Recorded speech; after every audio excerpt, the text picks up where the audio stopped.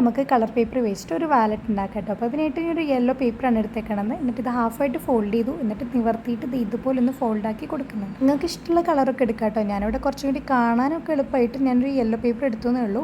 പിന്നെ ഇത് ഇതുപോലെ കാണുന്ന പോലെയൊക്കെ അങ്ങോട്ടും ഇങ്ങോട്ടൊക്കെ തിരിച്ചും മറിച്ചൊക്കെ ഒന്ന് ഫോൾഡ് ചെയ്ത് കൊടുക്കുന്നുണ്ട്. ഇനിയിപ്പോൾ ഒരു മാസം തികച്ചൊന്നുമില്ല അവധി കഴിയാൻ. ക്ലാസ്സൊക്കെ തുടങ്ങാറായി. ആ ഒരു സമയത്ത് നിങ്ങൾ ഇതൊക്കെ ഉണ്ടാക്കിയിട്ട് നിങ്ങളുടെ ഫ്രണ്ട്സിനൊക്കെ കാണിച്ചു കൊടുക്കും കേട്ടോ. പേപ്പർ ആയതുകൊണ്ട് വെള്ളം തട്ടാണ്ടും പിന്നെ പേപ്പർ ഒന്ന് കീറിപ്പോണ്ട് നിങ്ങൾ തന്നെ ശ്രദ്ധിക്കണം കേട്ടോ. അങ്ങനെ നമ്മുടെ വാലറ്റ് റെഡി ആയിട്ടുണ്ട്. ഇനി ഇത് തുറക്കാം. ഇതിൻ്റെ അകത്ത് 2 പോക്കറ്റ്സ് ആണ് വരുന്നത് പൈസ വെക്കാൻ. അപ്പോൾ ഒരു പാർട്ട് ഇതാണ്, പിന്നെ വേറെ മെയിൻ ആയിട്ടുള്ള പാർട്ട് ഇവിടെയാണ്. അപ്പോൾ ഇവിടെയൊക്കെ നമുക്ക് പൈസ വെക്കാം. പിന്നെ വേറൊരു ചെറിയ പീസ് ഇതുപോലെ ഒന്ന് കട്ട് ചെയ്തെടുക്കുന്നുണ്ട്. എന്നിട്ട് അവിടെ ഒന്ന് സ്റ്റിക്ക് ഓൺ ചെയ്ത് കൊടുക്കുന്നുണ്ട്. പിന്നെ അതൊന്ന് പോവാതിരിക്കാൻ വേണ്ടിയിട്ട് വേറെ പേപ്പർ ഇതുപോലെ ഒന്ന് സ്റ്റിക്ക് ഓൺ ചെയ്ത് കൊടുക്കുന്നുണ്ട്.